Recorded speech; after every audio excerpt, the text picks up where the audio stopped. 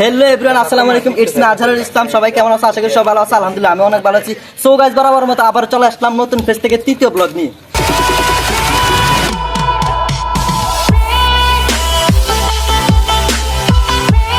Guys, আজকে আমরা যাচ্ছি বগুড়া থানার অন্তর্গত শামীমপুর গ্রামে। ইতিমধ্যে সকলে আমরা একসাথে হয়েছি, এখন আমরা গাড়ির জন্য যাবো। সো সকলে ভিডিওটা কন্টিনিউ করো।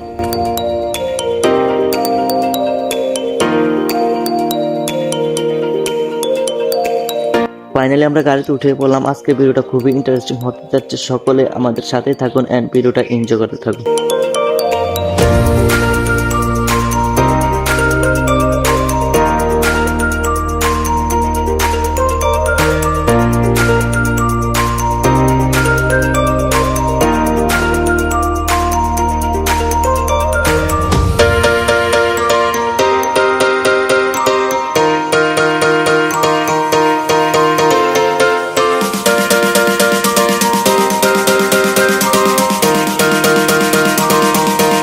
গাইস, আমরা শর্টকাট একটা রাস্তা দিয়ে ঢুকেছিলাম, আর এখানে এসে দেখি রাস্তার যে অবস্থা, আমাদের একটু পর পরে নামতে হয়। আর এদিক দিয়ে ড্রাইভার সাহেব বলতে সামনে আর করোনা কথা, তোমাদের আবার নামতে হবে।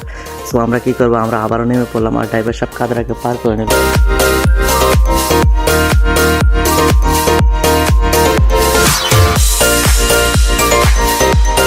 আমরাও আস্তে আস্তে কাদরা পার হয়ে গাড়িতে আবারও উঠে নিলাম। সো আর অল্প কিছু সময় বাকি আছে, সবাই আমাদের সাথে থেকে ভিডিওটা এনজয় করতে থাকো।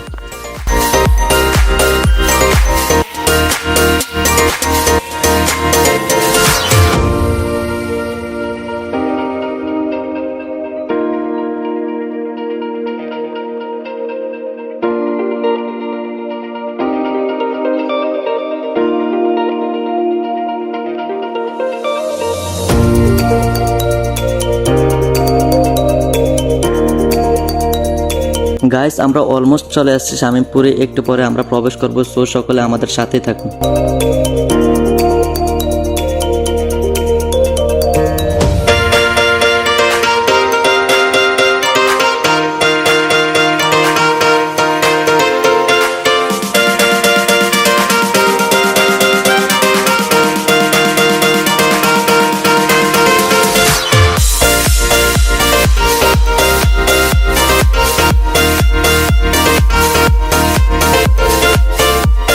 গাইস, আমরা অলরেডি চলে আসছি, আর আমি চেষ্টা করবো আপনাদেরকে সকল কিছু ঘুরে ঘুরে দেখানোর জন্য।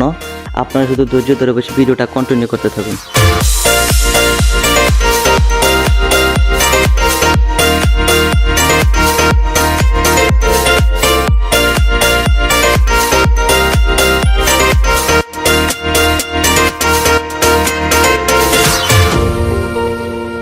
গাইস, আজকে শামীমপুর গ্রামে মনোমুগ্ধকর দৃশ্য দেখে আমাদের সকলের মন শীতল হয়ে গেছে।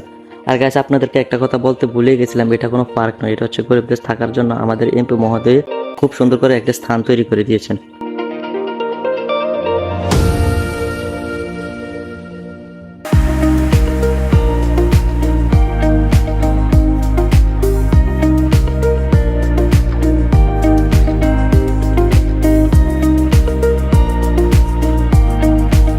গাইস, খুবই সুন্দর একটা পরিবেশ। এখানে বাচ্চারা খেলাধুলা করার জন্য মাঠের ব্যবস্থা করে দিয়েছে। আপনারা দেখতে পাচ্ছেন এখানে বাচ্চারা খেলাধুলা করতেছে। ওনাদের খেলা দেখে আমাদেরও খেলতে ইচ্ছে করতেছে। গাইস, আমরা আন্তরিকভাবে দুঃখিত যে এই দর্শনীয় স্থানের অনেকগুলো দৃশ্য আপনাদেরকে দেখাতে পারিনি, কারণ আমাদের পার্সোনাল একটা প্রবলেম হয়ে গেছে। আশা করি আপনারা বিষয়টা বুঝতে পারছেন। ইনশাল্লাহ আমরা চেষ্টা করব পরবর্তী কোনো ভিডিওতে আপনাদেরকে ভালো কিছু উপহার দেওয়ার জন্য। আশা করি পাশে থাকবেন।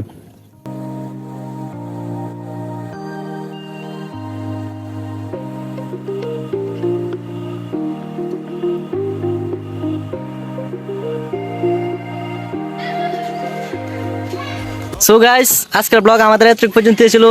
সবাই ভালো থাকবেন, সুস্থ থাকবেন, আর আমাদের নেক্সট ব্লগের জন্য অপেক্ষা করবেন।